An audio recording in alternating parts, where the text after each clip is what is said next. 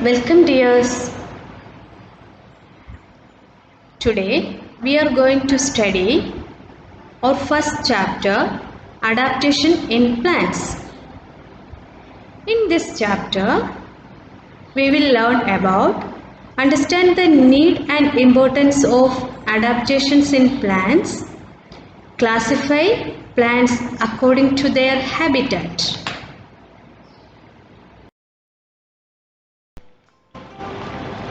Plants are found everywhere on earth. Different places on earth have different climates such as warm, hot, cold and very cold. Certain places get a lot of rainfall while other places are dry. Conditions such as the weather and the soil of a place also affect the growth of plants. Hence, plants develop special features to live successfully in their unique surroundings. This process of changing to suit the environment is called adaptation. All living things, including plants, adapt to their surroundings to survive. The natural home of a plant or an animal is called its habitat. What do you mean by adaptation? The process of changing to suit the environment is called adaptation. What do you mean by habitat? The natural home of a plant or animal is called its habitat.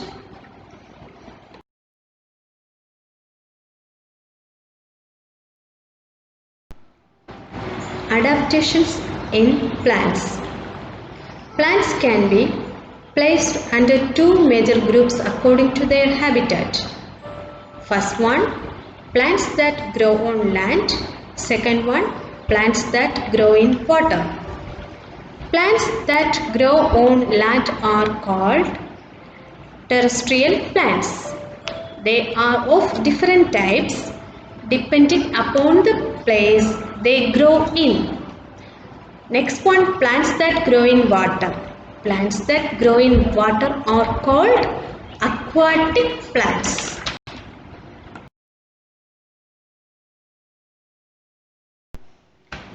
First one is terrestrial plants.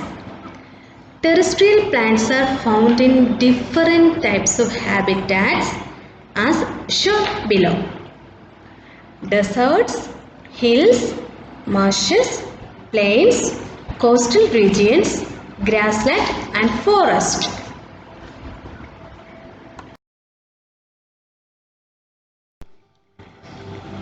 First one is deserts.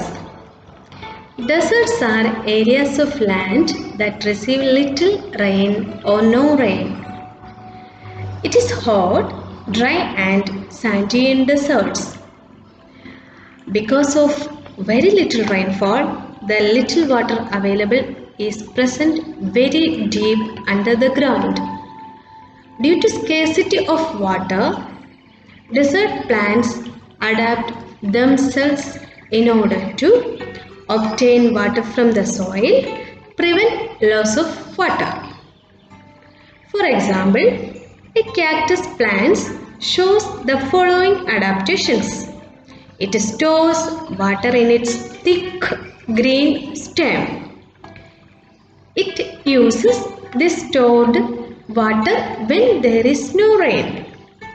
The leaves of the cactus plant change into thin, sharp spines to prevent the loss of water through transpiration.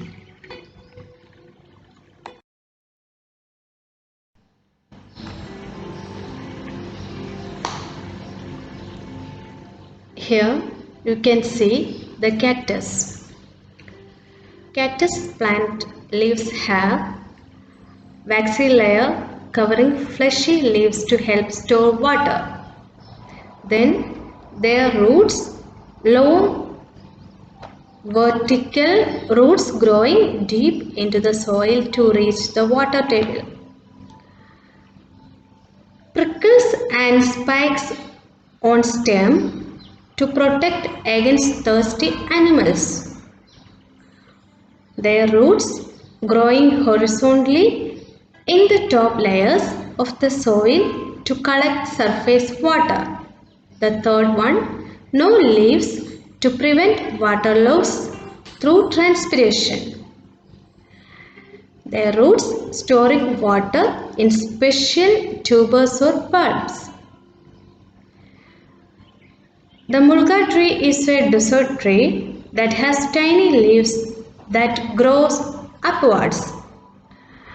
The leaves capture water when it rains and send it down the branches. This water is then absorbed by the roots.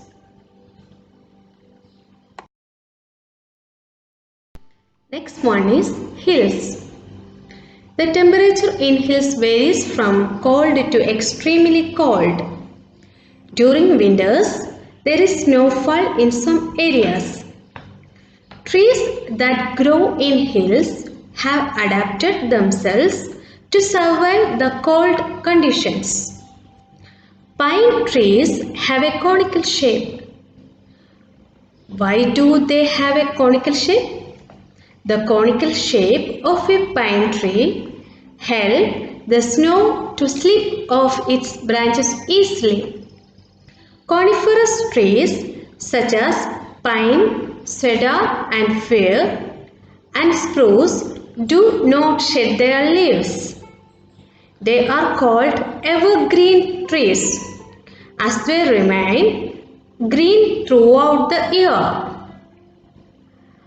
The trees that grow in the hills have cones instead of flowers.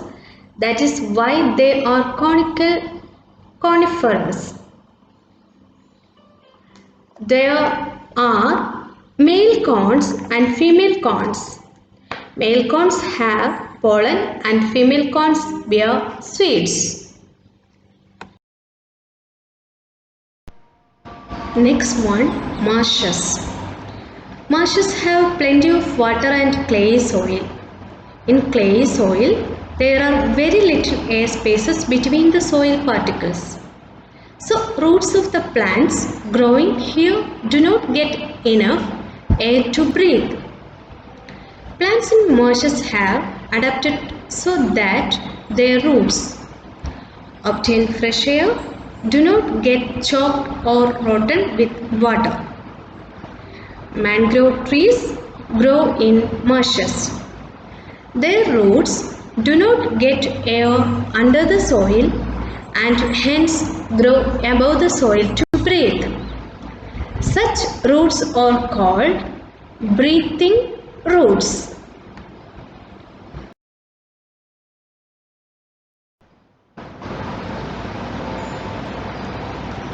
Different types of mangroves.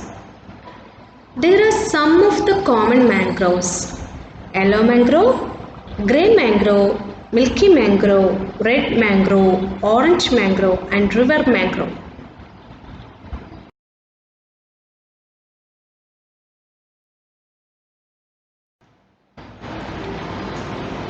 Another terrestrial habitat, plains. The plains have a moderate climate.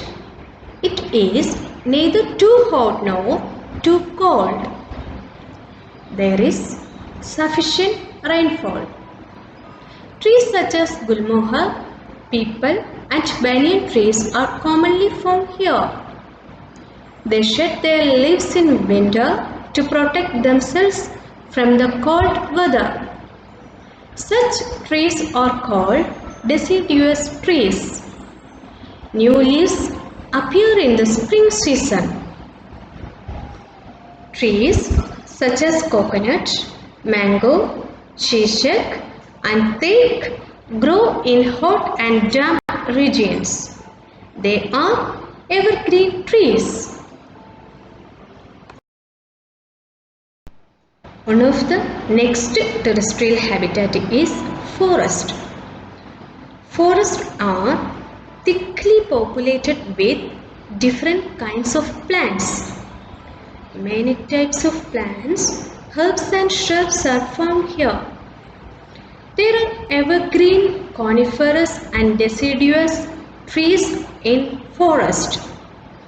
Forests are home to a variety of animals and plants.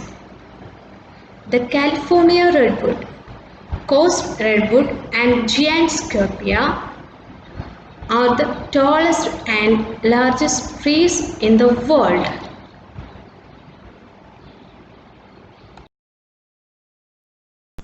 Dutch living forest.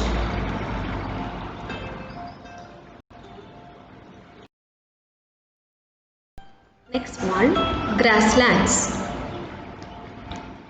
Grasslands are large areas of land covered with grass and wild flowers. The roots of grasses and small plants make the soil rich and suitable for farming. They also bind the soil together. Grasslands do not receive much rainfall, so there are not many tall trees or bushes. However, small trees are scattered throughout the grasslands. Grasslands are also home to a variety of wild animals.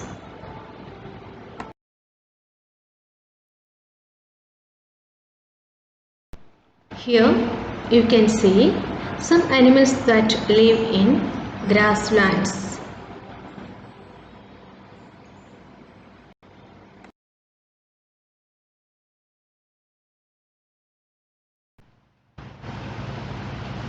Students, let us continue our topic. Okay, coastal region. Coastal region, one of the another terrestrial habitat. Okay, certain regions near sea coast receive heavy rainfall and the water can be salty. Okay, certain regions near sea coast, okay, receive heavy rainfall and the water can be salty. Okay, coconut, rubber and pepper are some plants that grow in this region. Okay, coconut, rubber and pepper are some plants that grow in this region.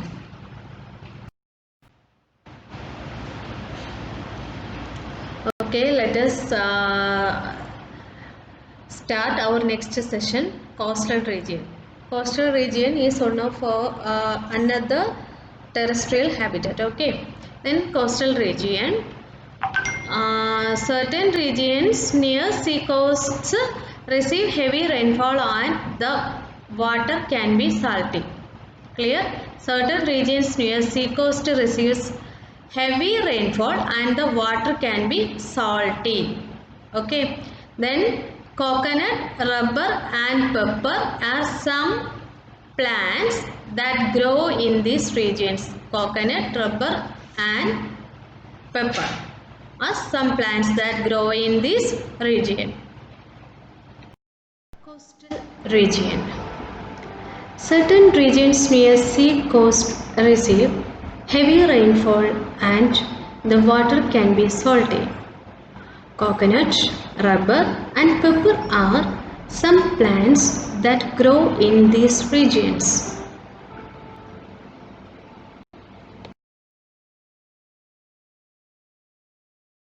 Describing the coastal region.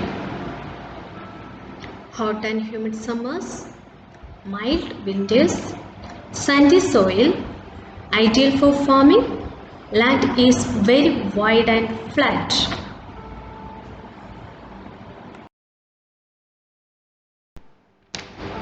Next one, aquatic plants. You must have seen plants growing in ponds or lakes. Some of them float freely, while others are fixed. Aquatic plants are of three types. They are floating plants, fixed plants, underwater plants.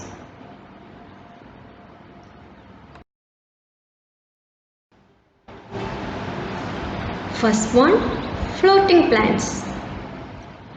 These plants float freely on water.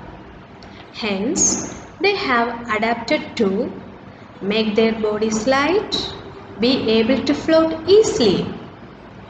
Water hyacinth and water lettuce or pistia are commonly found floating plants. They have spongy bodies that are filled with air. This makes them light, which helps them stay afloat. Olphia or duckweed is another example of floating plants. Here, Pistia and Olphia.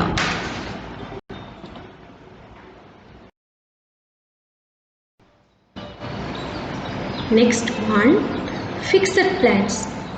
These plants have roots that are fixed to the mud at the bottom of the pond.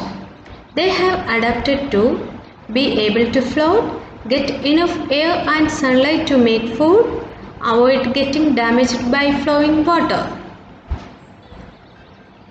Fixed aquatic plants have hollow and flexible stems that help the plants to stay afloat and bend with the flow of water.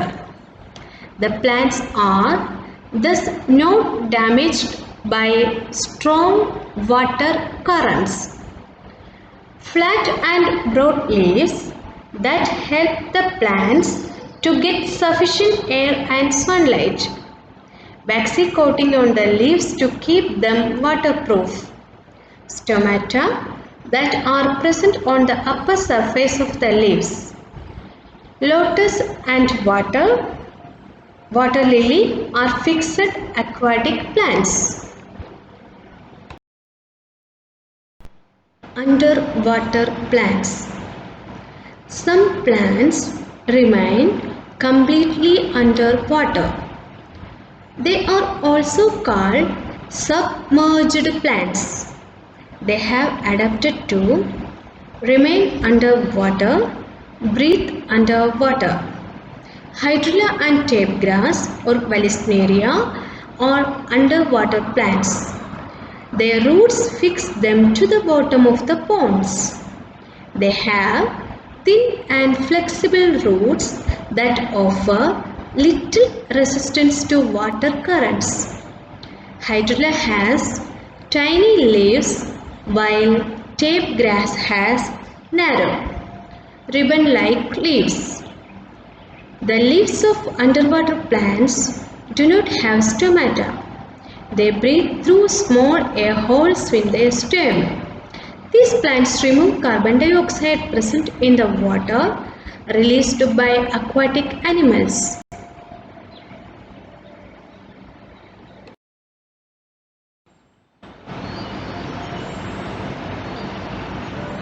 Here, hydrilla and tape grass.